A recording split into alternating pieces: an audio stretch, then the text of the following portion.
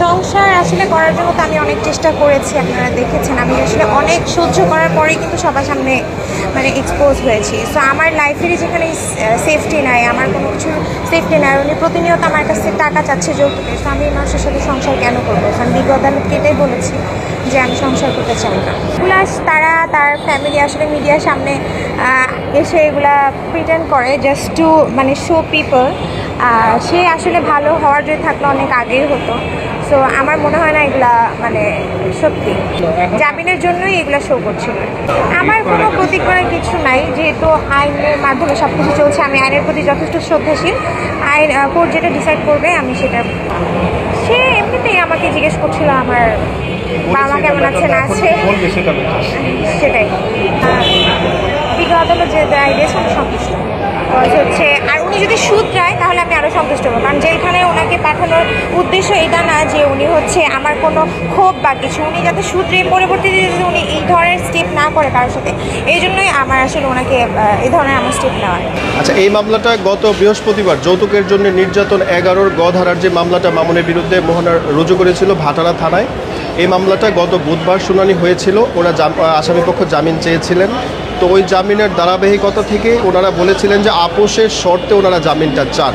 তো ওই দিন বিজ্ঞ আদালতে বাদীর অনুপস্থিত থাকার কারণে বিজ্ঞ আদালত আসামিকে জেলখানায় পিডব্লিউ ইস্যু সহকারে আজকে উপস্থিত করতে বলেন এবং বাদীকে উপস্থিত থাকতে বলেন। দুই পক্ষের উপস্থিতিতে একটা শুনানি হওয়ার কথা। তো সেই ধারাবাহিকতায় আজকে বিজ্ঞ আদালতে এই মামলাটার শুনানি হয়েছে। তো বিজ্ঞ আদালত থেকে আমরা আসামি পক্ষ আসামির গ্রাউন্ডসে যে কথাগুলো উপস্থাপন করার চেষ্টা করেছেন তার থেকে বেশি যে বিষয়টা এসেছে, আসামি এবং আসামির সংশ্লিষ্ট লোকজন এবং তার আইনজীবীরা সবাই এই বাদীকে তার চরিত্র হনন করার চেষ্টা করেছেন বিজ্ঞ আদালতে। বিজ্ঞ আদালত যে বক্তব্যটাকে এক্সপান্স করেছেন এবং পরবর্তীতে সেকেন্ড শিডিউলে মামলাটা আবার শুনানি হয়। এই শুনানি আনতে ওনারা বারবার একটা আপোষের কথা বলে এই বাদীর সাথে একটা আপোষ মীমাংসা করে জামিনের বিষয়টা নিয়ে আসতে চেয়েছেন। তো দীর্ঘ কাস্টডি বিবেচনায় মূলত 11 গ ধারা মামলায় আজকে খুব সম্ভবত 23-24 দিন যাবত এই মামলাটা আসামি জেলখানায় আছেন। তো দীর্ঘ কাস্টডি বিবেচনা এবং বাদীর যথেষ্ট পরিমাণ সেফটি সিকিউরিটি মেনটেনের শর্তে এবং আপোষের শর্তে বিজ্ঞ আদালত দীর্ঘ কাস্টডি বিবেচনায় আসামিকে 1000 টাকা বন্ডে জামিন মঞ্জুর করেছেন। আসামিকে বাদীর সাথে আপোষের শর্তে হচ্ছে মামলায় জামিন দেওয়া হয়েছে।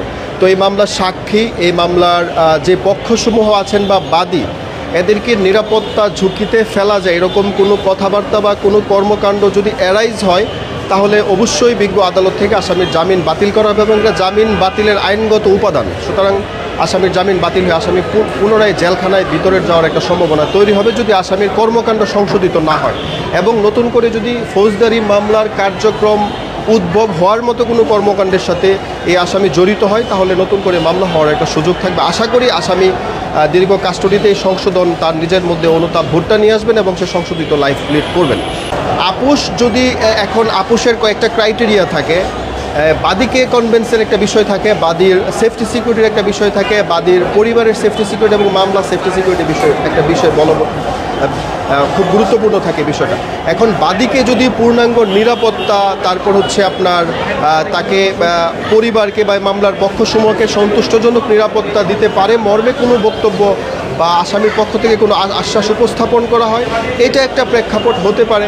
আদারওয়াইজ আগে যে এখানে যে মামলাটা উদ্ভব হয়েছে এই বাদীর ভাষ্যমতে আমাদের যৌতুকের 3 ধারায় একটা মামলা করা হয়েছিল, ওই মামলার আপোষ করার শর্তেই কিন্তু বাদীকে তার আসামির বাসায় নেওয়া হয়েছিল। তো নেওয়ার পরে যে কি হয়েছে এটা দুনিয়ার সবাই দেখেছে। তো এরকম কর্মকাণ্ড যদি নতুন করে উদ্ভব হয় তাহলে তো ফৌজদারি কজ অফ অ্যাকশন হয় এখানে, পাশাপাশি এই মামলারও জামিন বাতিল হওয়ার একটা সম্ভাবনা থাকে। এটা মিসআন্ডারস্ট্যান্ড, জোরপূর্বক হুমকি দেখিয়ে মামলার ইয়েতে জামিন করানো হয় না। বিজ্ঞ আদালত স্বেচ্ছা এবং তার জুরিসডিকশনের ভিতরে থেকে অর্ডারটা দিয়েছেন। আমি যেটা বলতে চেয়েছিলাম যে যখন প্রথম শিডিউলে মামলাটা শুনানি হয়েছিল তখন বহিরাগত কিছু আমার কানে যেটা এসেছে এবং আমার যে জুনিয়র বলেছেন আমাকে নিয়ে খুব কন্ট্রোভার্সিয়াল কিছু কথাবার্তা হচ্ছে, যেটা বিজ্ঞ আদালতে যেহেতু আমারও নিরাপত্তার বিষয়ে কাজ করে এই কারণে এখানে বিজ্ঞ আদালতে আমি জিনিসটা উপস্থাপন করে রাখলাম আর কি।